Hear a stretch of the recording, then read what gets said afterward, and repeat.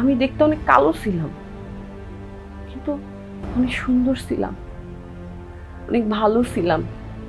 লোভে পইরা অল্প সময়ে নিজের বেশি সুন্দরের লোভ কইরা আজকে আমার এই হাল।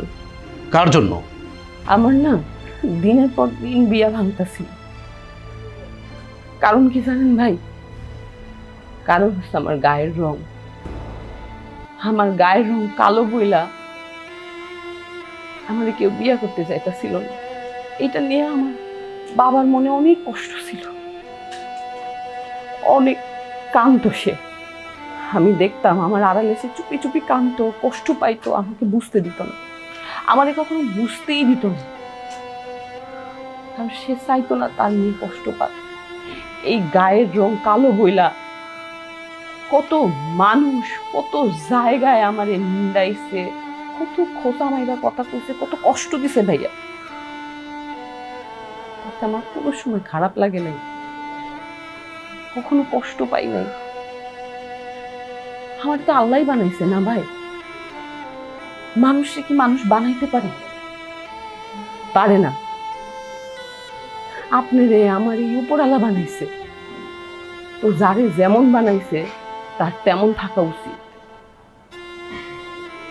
আজকে আমি উপরালার সেই বানানো জিনিসে অন্য কিছু বানাইতে যাইয়া আজকে আমার চেহারার এই হাল, এই অবস্থা। কথায় আছে না, অতি লোভে তাঁতি নষ্ট। আমার সেই অবস্থা। আর সেই অবস্থার জন্য আমি কিন্তু একলা দায়ী না ভাই, আমি কিন্তু একলা দায়ী না। আমার মতো শ্যামবর্ণের মেয়েদেরকে যারা ফর্সা বানানোর প্রলোভন দেখায়া দোকানে দোকানে ব্যবসা করে, বাজারজাত করে, খারাপ কম দামি কেমিক্যাল দিয়া যে ক্রিম বানায়, তারা। আমার মনে হয় ভাই আপনি আমার এই কথায় বুঝা ফেলাইছেন আমি কি বলতে আসছি আপনার কাছে। আপনি আপনার বউরে থামান, এই ব্যবসা করার থেকে থামান ভাই, এই নকল প্রোডাক্ট বানানোর থেকে থামান। আমি আপনার কাছে হাত জোর করে অনুরোধ করতেছি, আমার মতো কোনো মেয়ের জীবন আর নষ্ট করতে দিয়েন না ভাই। জানেন ভাই, আমি না এখানে আপনার কাছে আসার আগে ভাবছি আমি পুলিশের কাছে যাবো, কিন্তু যখন জানলাম যে এই প্রোডাক্ট বিক্রি করে সে বেটা মানুষ না, সে মাইয়া মানুষ, এর লেগে আমি যাই নাই।